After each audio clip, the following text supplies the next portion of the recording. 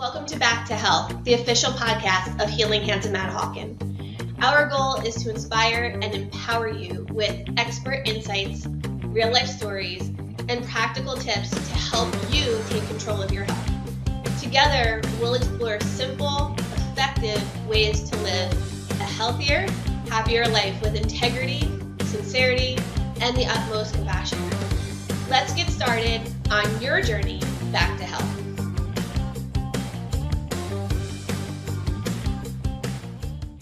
Hey everybody, and welcome back to Health podcast. It's Dr. Nicole Bonner, and I have a great friend of mine here with us today, Pamira Bezman. Pamira, you and I'm not even sure how God brought us together, but it was a divine intervention. So Pamira, welcome to our podcast, and thank you for showing up today and giving us your best. Thank you so much. It's such an honor to be here. I love you dearly, and I got so excited when you called me. I think the message is important and needs to be heard, and I pray that it reaches the right people that it needs to reach today. Yeah, well, let's just jump right into it. First of all, you have had an amazing life and an amazing career, and you are a very educated and bright woman. Can you start out and tell our audience a little bit about who you are and your background first? Sure. I started out as very type A, typical poster child of what I believed was supposed to be the successful product of our education system. So my family believed in receiving a good education. I went to the best schools I could manage to get into and get the best grades I could manage to get. And when I got out of college, I did my advanced degree, and then I started with the pharmaceutical industry. And for many, many years, I worked in the pharmaceutical industry and chemical industry as well, in the top 1, 2, 3 companies of the world, believing that I was really contributing to making life better for people. And then somehow God opened my heart to questioning things and choosing a holistic lifestyle. And that required me to question all of my indoctrinations and all of my past education and past beliefs about what health looks like, where health comes from. And and through this journey with motherhood guiding me and God whispering in my heart along the way, I have become awakened to a lot of things. And here I am now living a completely different lifestyle to where I started out. Amazing. Thank you for sharing that with us, because today we're going to talk about vaccination. And I don't want to limit our conversation. If this is okay with you, I want to keep our conversation very open and very broad to, all different avenues and types of vaccines. And I really want to kind of go through them with a fine-tooth comb. And let's start out with your personal story. Did you vaccinate at all? Your children? Did you? Yes. They were originally vaccinated, correct? Yes, my first child was. And the interesting thing is, when I first started out as a mother, I was seeking a holistic pediatrician. And I knew that I didn't want to use unnecessary medications. But back then in my mind, I didn't have a good, solid understanding of the difference between medications versus vaccinations. And I just really relied on our pediatrician to guide me in that journey of what was necessary and what was considered holistic versus not holistic. And she said, "Don't worry, we're going to be holistic, and we're not going to do any unnecessary interventions." But then she said, "You still have to vaccinate." And I didn't realize that I had a choice to say no, and I didn't have to vaccinate. So what she offered to me as the most natural, holistic approach that I was allowed to take as a mother was delaying the vaccinations for a while and then spreading them apart. it was about a year into it when I really rolled up my sleeves and started doing my own research, is when I realized that wasn't true. I could have refused all of the vaccines, and spreading them apart doesn't necessarily make them healthier for the body. And unfortunately, that first year, my first child received a bunch of unnecessary vaccines that she could have done without if I had known better. Got it. So let's kind of weed through this and pick this apart because number one, I think there probably are a lot of moms out there just like you and just like me who have been told that you have to vaccinate. And I think sometimes we also feel in our heart of hearts or we hear that little whisper of, "Oh, I'm not sure, but the doctor said blank, blank, blank." And I remember actually, we did not vaccinate our children at all.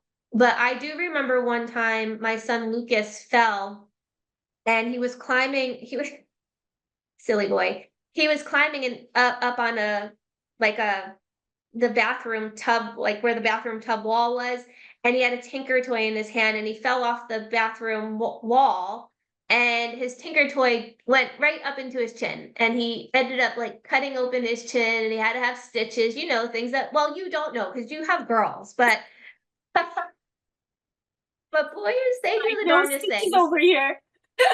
Yeah, like we've had a lot of stitches.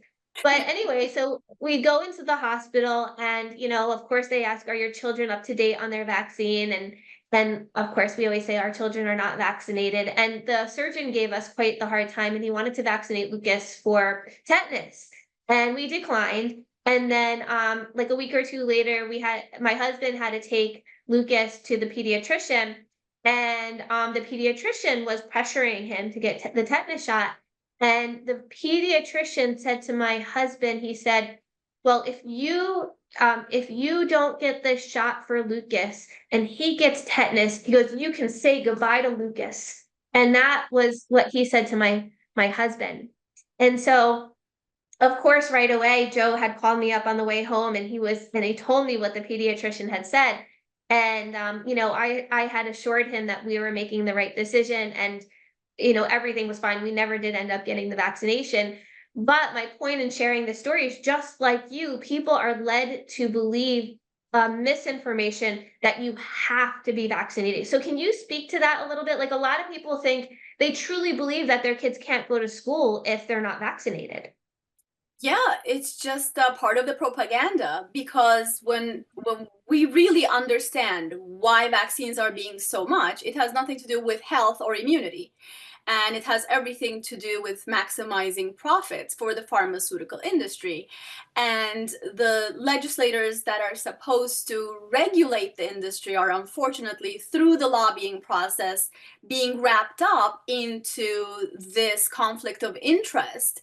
And they become one in their actions with the pharmaceutical industry. So then the whole goal of the system becomes to maximize sales, and every single opportunity that they catch you becomes an opportunity for them to push yet another vaccine, whether it's necessary or not, whether it's even applicable to the situation that you're in. They have these protocols now, and the insurance companies are in on it, the hospitals are in on it. Doctors don't learn anything about vaccines in school. They maybe learn about vaccines for half an hour, and all they learn is that they're safe and effective, and this is where you give them. And other than that, Right. if you ask them the questions about what the ingredients are, what the side effects are, what are the contraindications, how do they behave when they're in combination with other vaccines, they don't learn any of this information. So unfortunately, the people that we trust are not coming from a place of wisdom or knowledge or the child's best interest. They're completely coming from a place of indoctrination. They just memorize what they Mhm. memorize. And they're also incentivized, unfortunately, by the insurance companies to sell more vaccines, to receive higher bonuses. So it's really puts the onus on the parents that the people we're trusting cannot be trusted in this situation.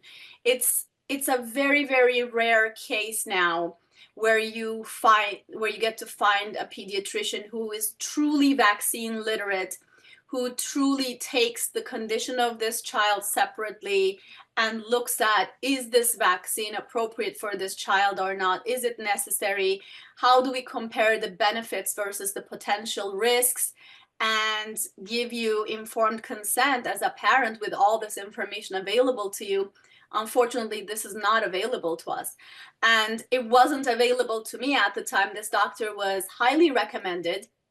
And Mhm. God bless her heart, she was a highly respected, sweet old lady. She'd been doing this for many, Mhm. many years, and she came through good reviews, and I trusted her. Mhm. God Mhm. watched out for my child that she didn't get damaged, or at least she didn't get permanently hurt. I think um, she did not benefit from the shots, that's for sure. I can see the Mhm. health fact differences between my first child and the second child, who received none. And Mhm.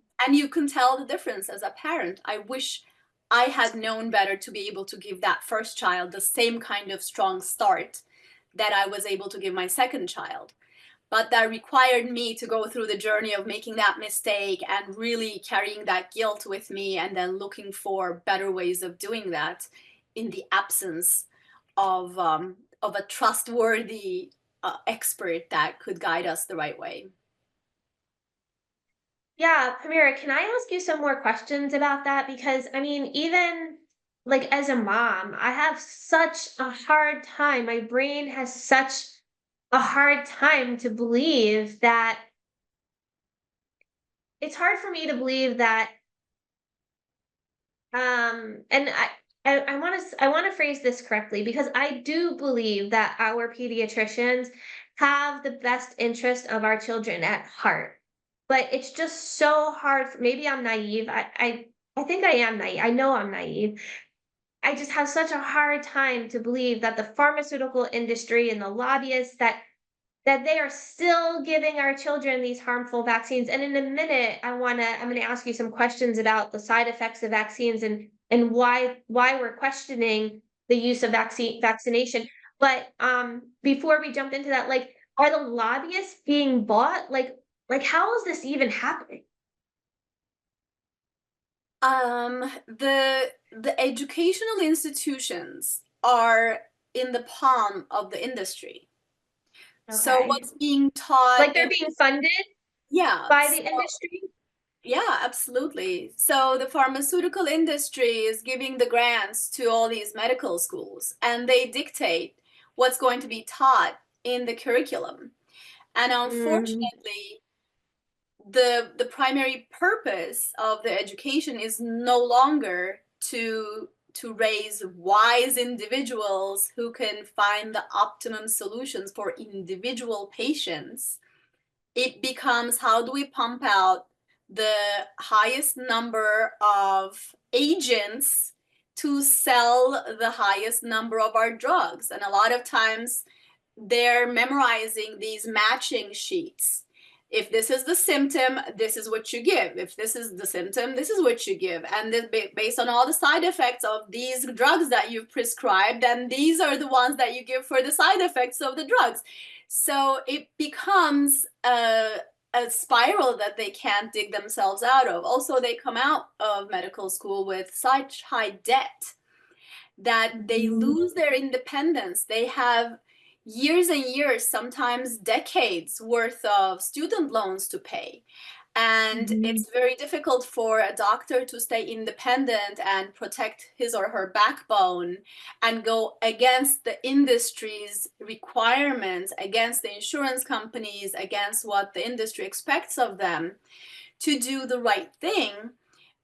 Let alone, they can't even keep individual practices open any longer. It becomes very, very difficult and financially not rewarding. So they've all been taken over by these networks. And when you're in the network, you really don't have any flexibility of doing what your conscience dictates. And you still have to pay mm, off that debt, and sometimes it becomes convenient to want to believe what serves your personal best interest. I don't think any of these people who go to medical school started off as wanting to hurt children and wanting to be pawns for a corrupt pharmaceutical industry. They were all idealistic, beautiful people with a servant's heart. They probably were good at sciences, and they fell in love with wanting to heal and help people. So they all I have huge respect for where they started out. But the institutions that they've gone into are not helping them maximize that skill and desire that they came in with. The institutions are designed to maximize drug sales for the pharmaceutical companies. The funding is coming from the pharmaceutical industry. All the designs of the clinical studies are made by the pharmaceutical companies.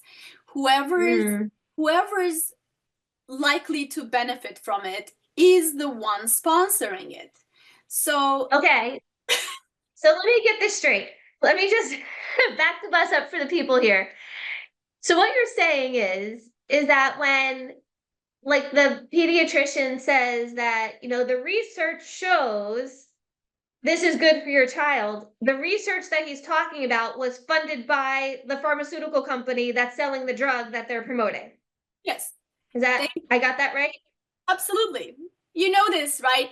They design the clinical studies with an outcome in mind, because the designers of the clinical studies are the pharmaceutical companies that will get to market the product if it succeeds and passes the clinical study. So they have a parameter in mind. That's a target goal that they're trying to accomplish. It's not an objective, open-ended parameter where they get to observe and ask scientific objective questions. Unfortunately, it doesn't work that way. It takes millions and millions of dollars to design and execute a single clinical study for it to be truly scientific, have the correct number of people, correct number of mix, and double-blind placebo, all of these different variables that needs to make it a proper clinical study. It's millions and millions of dollars.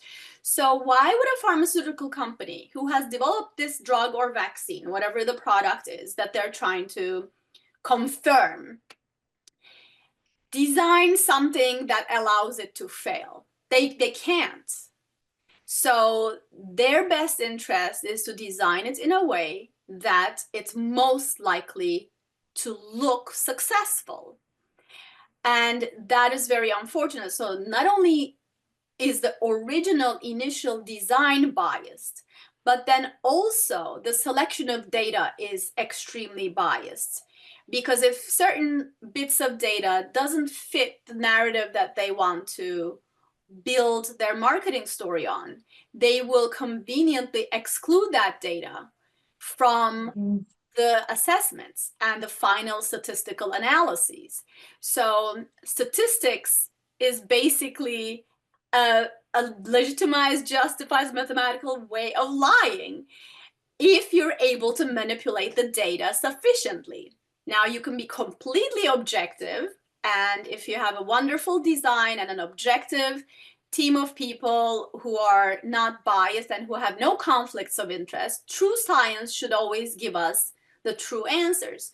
Unfortunately, in this case, there's too many pieces of conflict of interest, too many stakeholders involved that are not objective, and they don't have honest intentions, really. So yeah, when the doctors want to believe the studies, and the studies are coming from the company that made the product that they're trying to sell you, unfortunately, that data is not always reliable. So the interesting thing is, for those of us with eyes to see and willingness to see the facts, when you dig just a little bit further, you're able to find it. But then you find it that certain sets of data have been excluded, or they're actually sometimes right there, but they're not being highlighted in the summary. But when you read further, it's still there. So I can't even always put it on the pharmaceutical companies either. Every single one of these vaccines has an insert. And all of Mhm. the inserts include all of the ingredients and all of the side effects. Why aren't the doctors Right, looking at them? Right? Why are the doctors right, just saying, oh, it's marketed, that means the FDA approved it. If it weren't good, the FDA wouldn't approve it, so I'm just going to consider it okay. But the FDA right, is also compromised. So where are we netting out? Again, the onus comes back to us. right. And I think I picked up on you said earlier about the pediatricians and the doctors being incentivized. I thought that was no longer allowed. Is that still happening? Yeah, absolutely. Yeah, it's not allowed for them to receive cash money from the pharmaceutical companies, but Okay. pharmaceutical companies do have creative ways of rewarding the doctors, the practitioners that serve them well. They'll be invited as Gotcha. a speaker to an exotic island with the whole family, receive a laptop, and then there will be a 3-hour seminar, and then the whole rest of the week is paid for. This is just a Gotcha. creative way, so whoever writes the most script gets invited the most. So you get these puppet heads who are not really thinking for themselves, but they're incentivized. But other than that, and that is for a small percentage of the doctors, I would say, the larger percentage are just being rewarded by the insurance companies. They have certain quotas. If if a certain percentage of their patients are fully vaccinated within a year, they get an incentive bonus at the end of the year, which in some cases it's in the hundreds of thousands of dollars. So in Mm, addition to creating all this foot traffic in the office, because these children, if they're not sick, they're not going to come visit, but if they're coming every 2-3 months to receive a shot, you're not only selling them the shot, you're also charging them the visitation fees, and you're mhm. keeping your practice going, and then at the end of the year you're receiving a bonus from the insurance companies on top of that. That becomes very difficult for a doctor to turn down when it's just being accepted as this is what you do, and Right, it's a faster way to paying off that student debt, and maybe buy that shore house, but at what cost? right. Absolutely. All right, so Pamira, let's get into the science of the vaccine. Let's talk about like how is a vaccine completely and totally different than like just a medication that's given in the pediatrician's office? Like, how are they different? And let's talk about what are the risks with vaccination that we're not told as parents. Hmm. I would say the primary difference between a medication and a vaccine is that a medication is a one-time deal unless you're taking it for a chronic condition ongoingly, but it has a certain mechanism of action, and it has a limited mechanism of action in most cases, right? And if you're taking a medicine and if you see a side effect, doctors will be faster to recognize that and say, hey, let's just pause this for a little bit, let's try something else, or let's just go off of it for a while to see if we can figure out something else. Vaccines, however, are presented as they're preventative, so they're being given to otherwise healthy people, especially children. So now, if you already have a health condition, in the case of a medication, if you already have a health condition you're trying to fix, you're already starting from a deficiency. You're starting from a negative place. You're trying to improve yourself. So maybe you're willing to take certain risks, calculated risks, and maybe you're willing to accept certain side effects because you're unwell. You're trying to bridge that gap to a wellness situation. I'm not saying medicines are necessary, but logically thinking, that could be justified, that maybe you're willing to take that risk to become better. Whereas vaccines, although they're being promoted as preventative, they're being given to healthy individuals. So now I would say, as someone who has a heart and believes in God, the stakes are higher. You're presenting a potential risk to an otherwise healthy population. You cannot Mm-hmm. introduce unhealth or sickness under the Mm-hmm. guise of providing preventative care, because then that's making me worse off. So the requirements for cost benefit assessment, it should be really safe.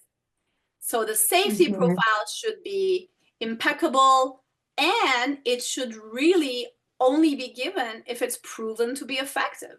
Otherwise, you're taking a risk for no benefit and it's not justifiable.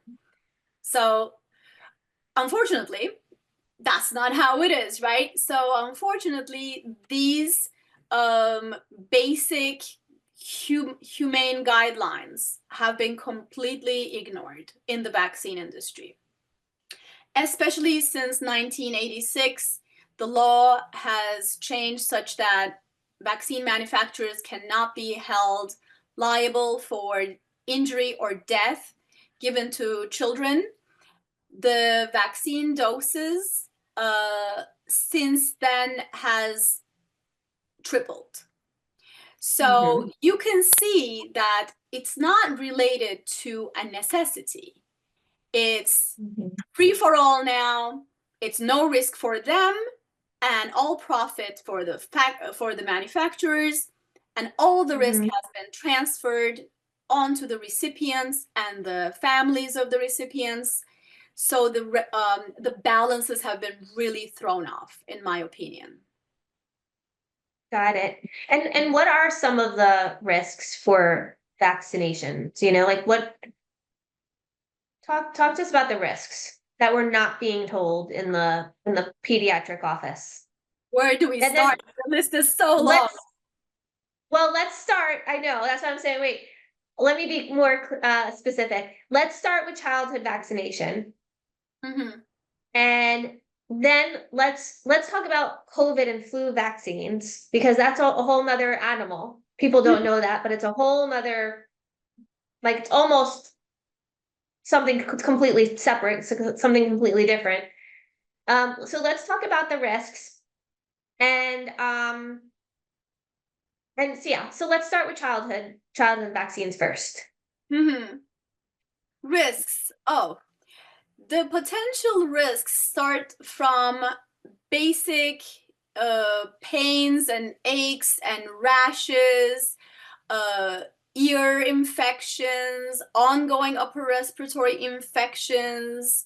A lot of times, the symptoms that you're trying to avoid for the original uh, disease actually are included in the side effects of the vaccine itself. And then from there on, it starts getting worse, like fevers, paralysis, encephalitis, brain swelling, all sorts of neurological damage that can be short term, mid term, or long term, or for life. And a complete and utter uh, turn back of all of the steps that the child has gained until that point. Anything that has been positive in their developmental journey, like talking, walking, laughing, hugging, connecting with an adult, all of these can be reversed after one shot. They may completely lose speech. Their immune system can get completely deteriorated. Gut balance can be completely thrown off, causing short-term or long-term brain issues and neurological issues. And God forbid, but including and not rare, death, are all side effects. And there are probably 200 more things that we can count anywhere in between. Yeah. And we never hear about these side effects, and we never hear about the children who have died after a vaccine, and it happens. You know, we have people that come right into our office And, they say my child was like completely healthy and then got a vaccine. And I actually have a friend who, she says her child was completely healthy, hitting all of the developmental milestones. Then her child at like 3 years old was vaccinated, and the kid came home and started staring at the ceiling fan, and that was it. And that was it. And now the diagnosis was autism. Yeah. Yeah, I'm sure you And see it all the time. And sometimes, as soon as you hear even one of those symptoms, your heart sinks because you just know it. You just know the story. Once you start paying attention, you realize how much more mainstream this is than what it's being portrayed as. And a lot of people have really been gaslighted and shamed to staying quiet and live their misery in behind their closed doors. And it's very, very heartbreaking because the industry is so powerful, and all of their supporters are in bed with the same agenda. So the media that's supposed to report on these injuries and be speaking the truth and protecting the people is also owned by the same giants, global owners that the pharmaceutical corporations are. And the legislators that are supposed to make the laws to protect the people are being visited by the lobbyists that are being paid by the same companies that sell you the product. So it becomes an inconvenient truth that we're not going to talk about, and we're going to gaslight those parents. And if we gaslight them enough, actually, other well meaning, supposedly innocent, good people will start mocking them. And when you're dealing with the loss of your child, whether that's a full loss in the case of death, or the other kind of loss where they're still alive but they've lost their hopes and dreams and they've lost who they could have been, and you have so many things to worry about. You're changing diapers, that child is growing up and cannot speak, there are rage attacks, there is anger, they cannot communicate, but they have a brain inside, they have thoughts and feelings that they cannot get out. The life that these parents have been imprisoned to, it's just unspeakably heartbreaking. And yeah. and it's very sad, and when we see it we recognize it, and the more you're willing and able to see it, the more you realize it's everywhere. And these parents, some of them have been just beaten down to quietness because they don't have the bandwidth or the energy to try to go around trying to convince others what they believe, what they think. They're just really busy keeping head above water, keeping their children alive, or Yeah. making sure that their younger children do not fall into the same situation. At least they can protect them based on the learnings of the tragedy of the first or the second older children. And it's very unfortunate, but it's not rare at all. It isn't. And it's, as I'm listening to you, I'm like shaking my head, like, yes, yes, because when 20, I remember, 20 years ago when I was having children and my friends were having children, and we were going through a time where everybody was having their kids vaccinated. And, for the average person, it was a no-brainer. Like they just went in, and nobody thought about it. Nobody gave it a second glance. And I remember a lot of my friends, obviously my non-chiropractic friends, they would say, like, what's wrong with you? You're not vaccinating your children. You're crazy for not vaccinating. You're putting your children at risk. People have called me a quack. I've been called all kinds of things over the last 20 years for not vaccinating I've had friends and acquaintances say, well, if you don't vaccinate your children, you can't come over. I've had family say if your children are not vaccinated, they can't come over and play with my children. And there was a shift. There's been a shift, and that was COVID. Mhm. And so people are waking up, and COVID hit. The vaccine was an utter disaster. I mean, I think even the people who were pro-vaccine at this point will agree that that was a complete disaster. It was a complete crime against humanity.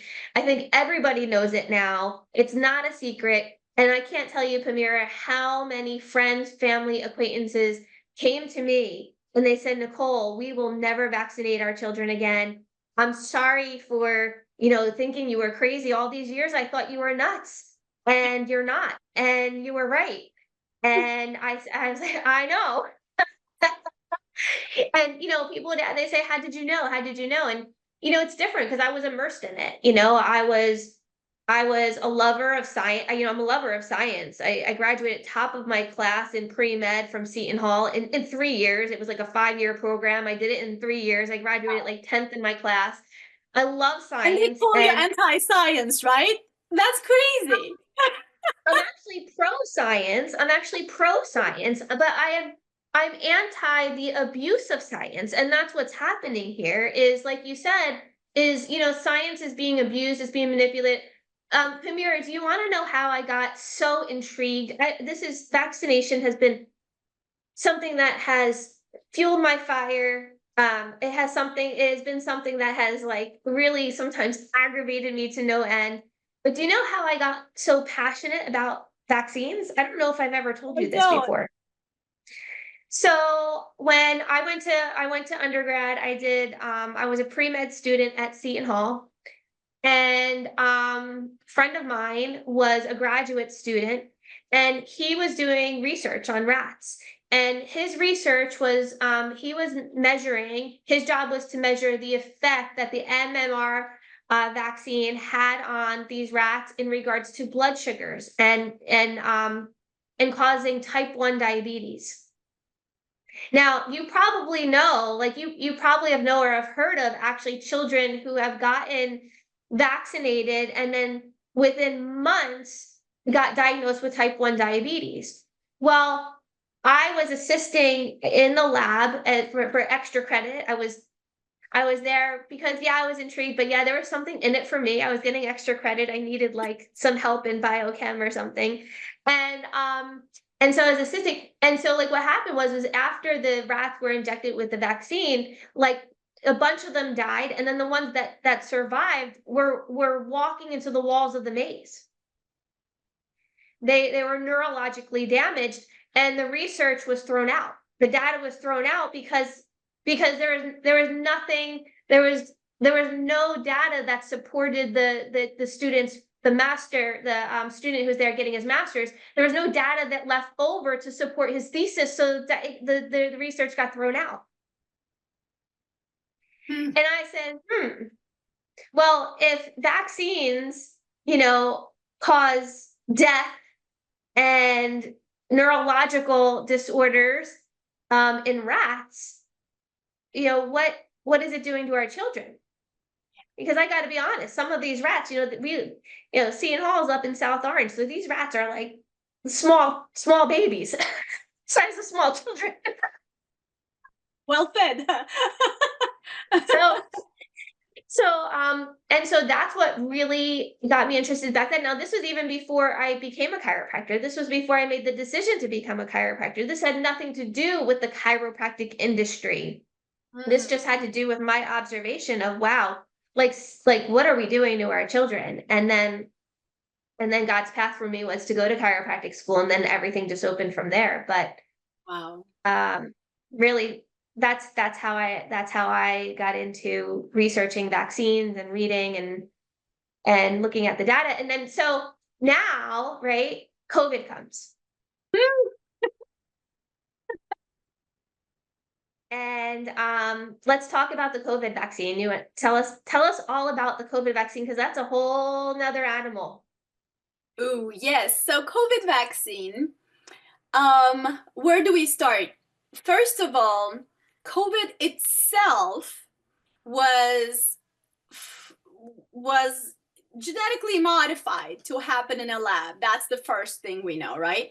So we already can guesstimate that there is some ill will right there to start with. And when they did those initial studies, they also came up with some vaccine samples to see if they could prevent it. But back then, it already didn't work. So before any of this happened, as soon as we heard the first case of COVID happening in 2019, all these papers, the previous studies that were done prior, were already available and published. And I remember pulling one up and sharing on Facebook back then.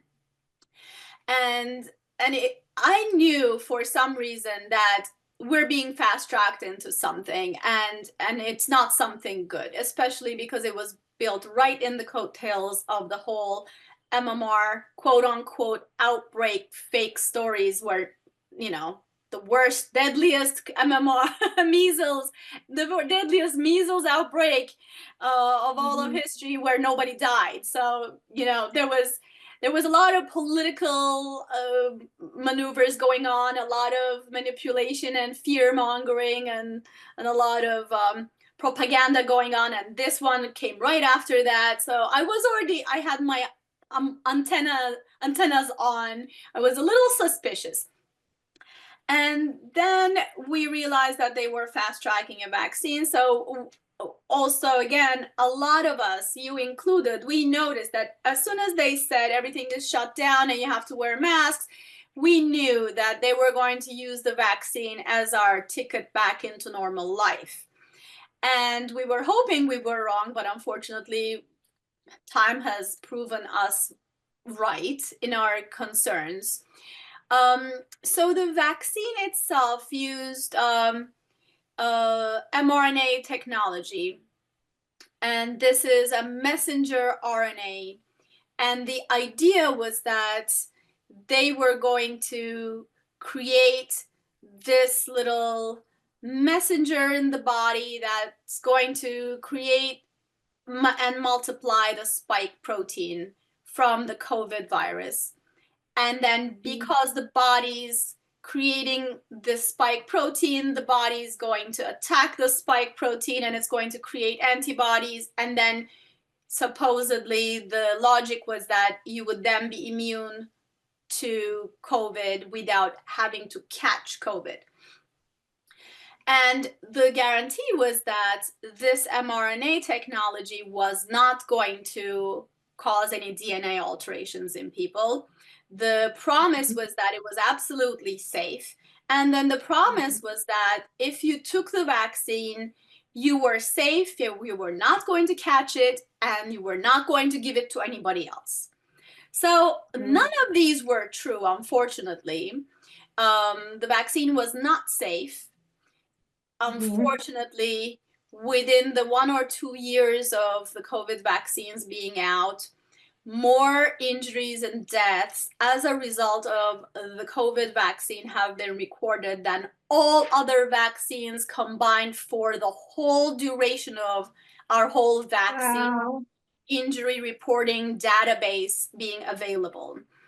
So statistically speaking, even if you say, oh, some of them maybe they're not whatever, but the data is so overwhelming and massive that you can't explain away all of it. Maybe you can explain away a little bit of it. And that is already with the caveat that our vaccine injury reporting database reports under 1% of injuries. So whatever those numbers are, take it and multiply it by at least 100, if not more than that. So it's millions and millions of people that got hurt and damaged as a result of this in the short term that they could quickly connect to the vaccine. Now, the long-term effects are still to be seen because we're still living the aftermath, and we're going to live it for the rest of, until all these people eventually die off. They have, if they don't, as long as they're alive, they're still a part of the experiment. What other illnesses are they going to develop? turbo cancers are on the rise, and most of those people are vaccinated. That is a horrible outcome. You could have just had COVID and stayed in bed for a week. You could have gotten your Mhm. vitamin D, and you could have taken your ivermectin or whatever else drug of your choice. You didn't even have to go to the hospital. You could have nebulized with hydrogen peroxide. There were so many opportunities for people to not even go to the hospital and self-heal, but those were suppressed. We weren't allowed to talk about them, so that the fear Mhm. would be great enough that people would be compelled to take this experimental product.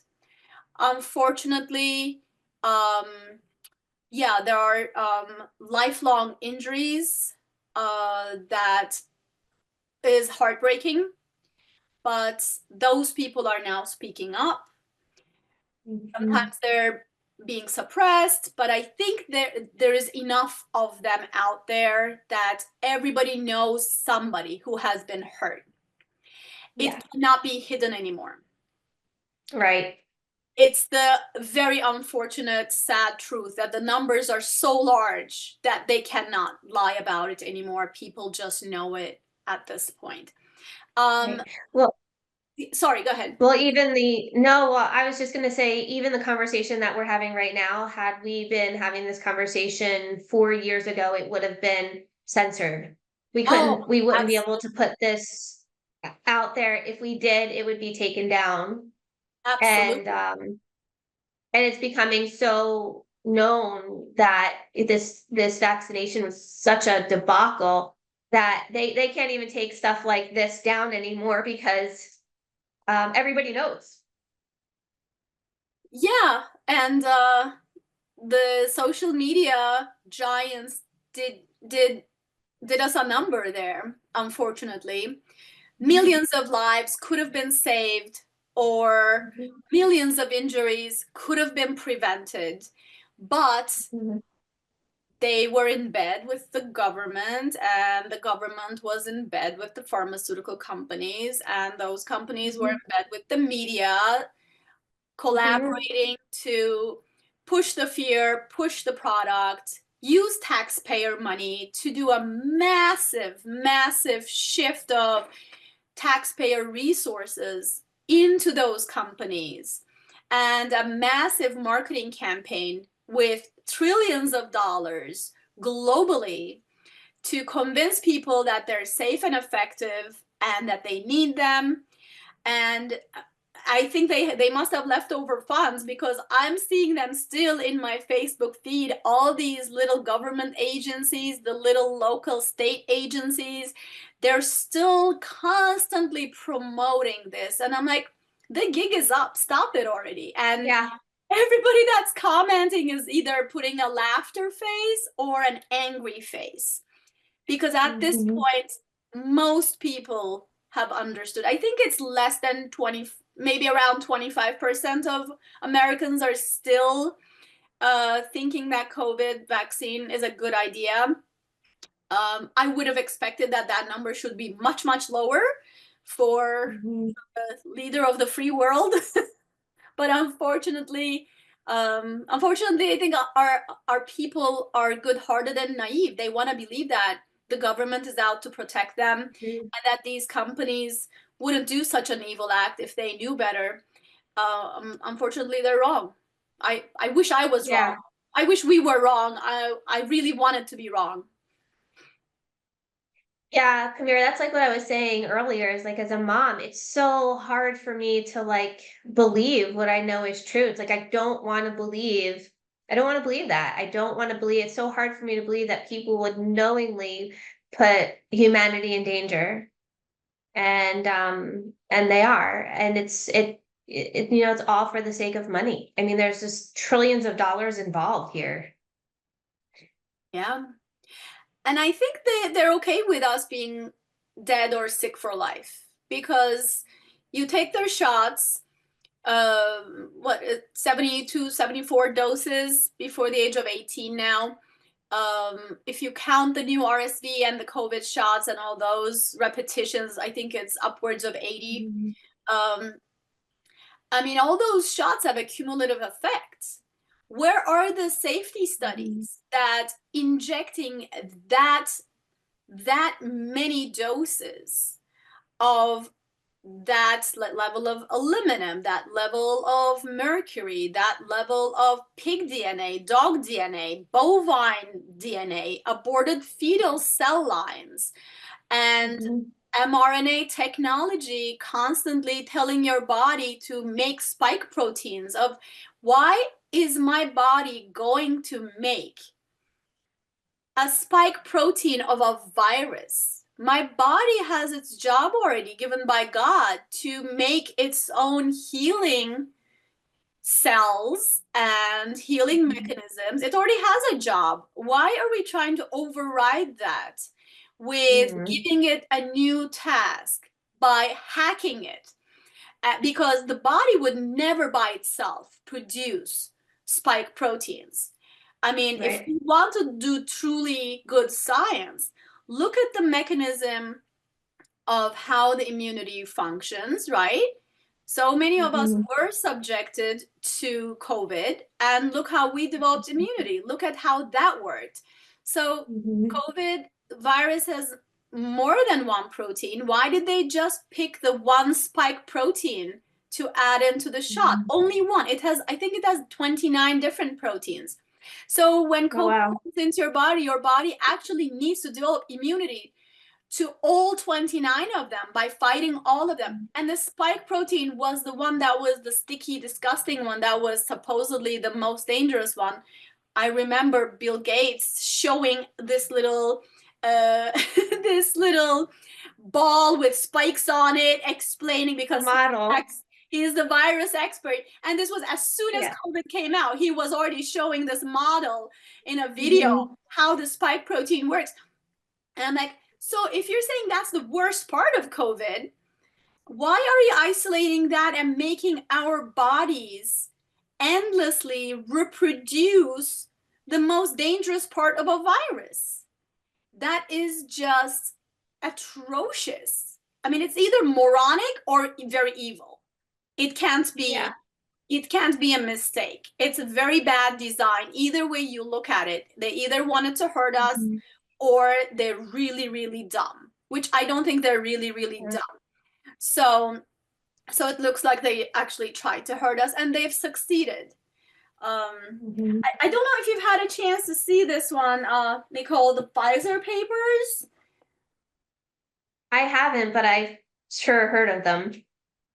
So for any of our listeners, I would, who, if you have the stomach for it, it's very, very hard to go through. It's just so heart wrenching. Just, I started bawling, crying, just looking at the index, just reading the Mhm. titles of all the different kinds of things that this caused, and they knew that it was going to cause, and they marketed it anyway.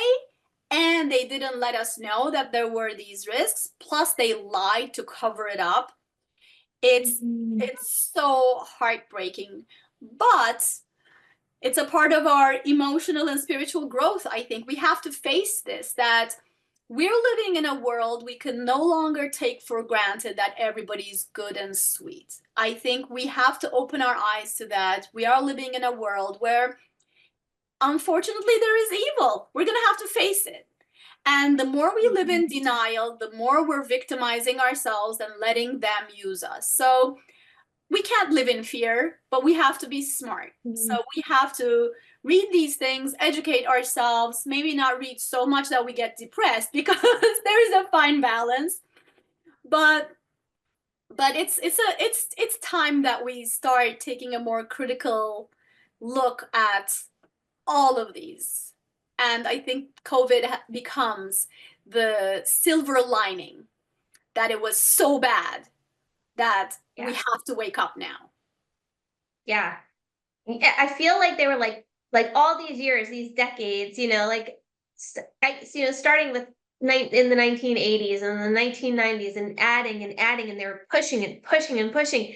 I almost felt like they're like, let's just see how far we can get. And then COVID was their breaking point, because now, like, everybody I know, like, all of my friends that were once completely pro-vaccine, like completely like wouldn't dare go against the pediatrician. They're like, we just lost complete faith in the government. We lost complete faith in the pharmaceutical industry. We lost complete faith in our pediatricians. They lost complete faith in the CDC, the FDA. It's like everybody that I know has lost complete and utter faith in all of these institutions. And I don't want this to become political, but it's going to. So I'm super happy that Kennedy is in, and I'm hoping that, he said he's not like, this is not about him making changes, and this is not about him taking away freedoms. This is just about exposing what has been going on in the industry for decades.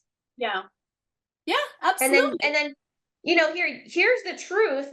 Now go make your decision. And you know what? This is America. If you still want to get vaccinated after you've read the insert and you know your risk, and you know the risk to your children, then you should absolutely have the right to do that. And the Yeah. flip side is true too. Yeah, we're selling all these toxic chemicals in the form of school lunches. We're selling Mhm. toxic chemicals in the form of soap and deodorant and shampoo and makeup. We're selling Mhm. toxic chemicals in the form of skincare and sunblock, you name it, and room Mhm. air freshener, car fresheners. I mean, you name it. We're surrounded by them. So knowing those harms, if you want to Mhm. continue to go purchase that, give your money to that organization that wants to harm you, you want to do Mhm. it, go ahead. But Yeah. yeah, I mean, there is an ethical question, right? If the job of the government, as John Locke said, is to protect the life and the liberty and the property of the people, is the government truly doing its job when allowing these products that are known to be deadly to be so Mhm. readily available, and promoting it through the government programs on top of that, to add Right. insult to injury with the taxpayer money? So this is where I Mhm. have a second layer of ethical problem with it, because they're using our tax money to push and promote, to harm children, Mhm. innocent Yeah. children, and innocent people, adults too, right? Mhm. But obviously, when children are involved, my heart goes out at a different level. Adults, they're making their own choices. You can argue that Mhm. they had access to free information. They chose not to learn on their own. That's on them. But these poor children, they don't know better, and someone else is bringing them in, and they're being lied to by Mhm. the professionals. So then my money and your money and all of our money collectively is being pushed to promote these advertisements and these government programs.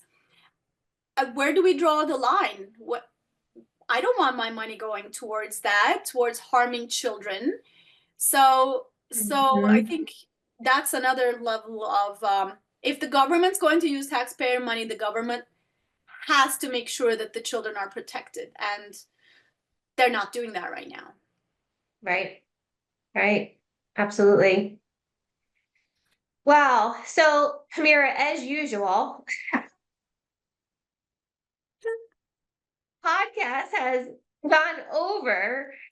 But you know what it is like, you are just such a wealth of information on this topic, and just it's unbelievable, and people need to know this information. So, um, first of all, thank you for taking time out of your busy schedule, out of being a busy mom, and because I know you're homeschooling, right? Yes. Yes. So thank you for taking time away from your beautiful family to support this podcast, to share your wisdom, to share your knowledge. And and hopefully, save, even if we save one person, if we save like one kid from getting vaccine injured by this podcast, every moment was worth it. So thank you so much. Amen to that. Thank you, Nicole. It's such a pleasure. I love you so dearly, and thank you for doing this, and thank you for giving me the honor of being a part of it. It's my pleasure, Pamira. All right, you guys. So we're gonna wrap up, and let's hang on tight for the next episode of Back to Health. Thanks for hanging out with us on Back to Health. We hope today's episode gave you something useful to take away. Remember, your health is in your hands, and small changes can make a big difference. Don't forget to subscribe, leave us a review, and share this podcast with a friend who might need it. We're here for you every step of the way. See you next time.